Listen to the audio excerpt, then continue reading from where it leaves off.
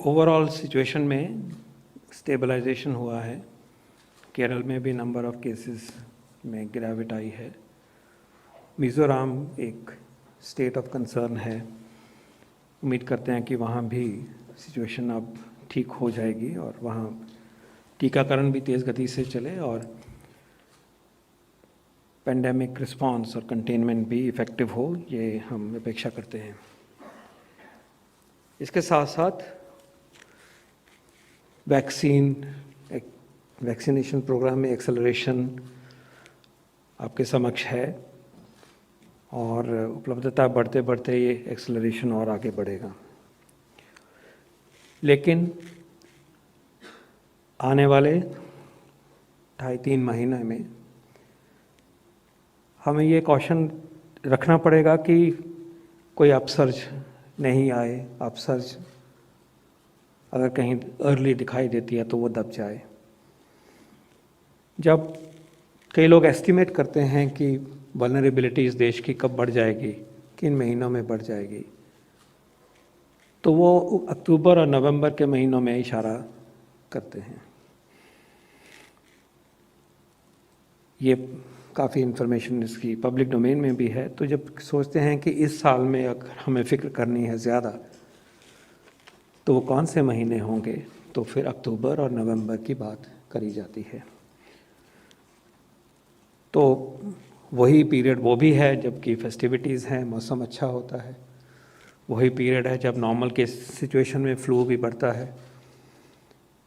तो हम आने वाले इन महीनों में, आने वाले इन हफ्तों में, आने वाले इस क्वार्टर में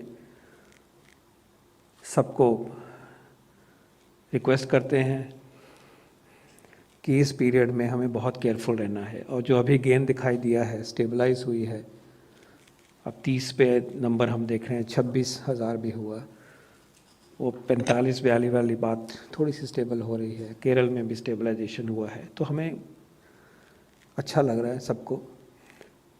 लेकिन इस कॉन्टेक्स्ट में कि इस साल में इन महीनों में हमें और केयरफुल रहना है और कॉन्टेक्स्ट ऑफ फेस्टिवल्स हम हर बार ही आपके सामने कह रहे हैं। तो रिक्वेस्ट होगी कि एक तरफ अपना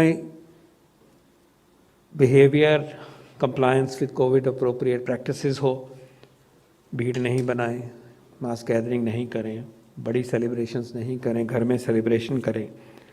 लेकिन उसके साथ साथ मैं ये भी रिक्वेस्ट करूँगा गवर्नमेंट की तरफ से कि हर राज्य में, हर स्टेट में, हर म्यूनसिपैलिटी में, हर ज़िले में तैयारी भी होनी चाहिए कि अगर केसेस बढ़ें तो हम उनको होम केयर कैसी अच्छी तरह से दे सकें। हम सीख गए हैं कि होम में जो रहते हैं उनको किस तरह से प्रोटोकॉल बेस्ड मैनेजमेंट की जाए, सपोर्ट किया जाए, मॉनिटर किया जाए, मोबिलाइज़ किया जाए। इसके साथ साथ अस्पतालों में जो रिक्वायरमेंट्स हैं, अस्पतालों की तैयारी, ह्यूमन रिसोर्सेज की बात हो, ऑक्सीजन की बात आपने आज सुनी और ये परकोलेट हो रही है नीचे सारे देश में, तो उस तैयारी को भी आज हम एम्फेसाइज करना चाहेंगे। उस तैयारी में एडमिनिस्ट्रेशन, सरकार, उन सबका तो रोल है ही, और वो हम अपनी चैनल्स के द्वारा पूरे ज़ोर शोर से उनकी तरफ, उनकी रिक्वेस्ट, उनकी हैंड होल्डिंग, उनकी guidance, resource building, resource transfer, वो सब हो रहा है। लेकिन समाज को भी उस तैयारी में योगदान जो देना है, अलर्ट रहना है और साथ जुड़ के ये काम करना है, इसको आज हम एम्फेसाइज करना चाहेंगे।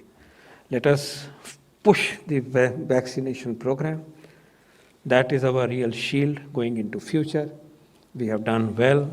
Adult population 62% is now protected by single dose, 20% adult population, eligible population protected by 2 doses. This must accelerate. जिनको एक भी डोज नहीं मिली वो पहली डोज लें, जिनकी सेकेंड डोज ड्यू है वो सेकेंड डोज लें और आगे बढ़िए। इसके साथ साथ इस पीरियड में हमें लापरवाही नहीं करनी है और इसके साथ साथ हमें अपनी तैयारी in terms of medical preparedness, ambulance preparedness, home care preparedness, commodities की जिनकी ज़रूरत पड़ सकती है, उस सब की भी तैयारी हमें कुल मिला के हम सबको तैयार रखना है।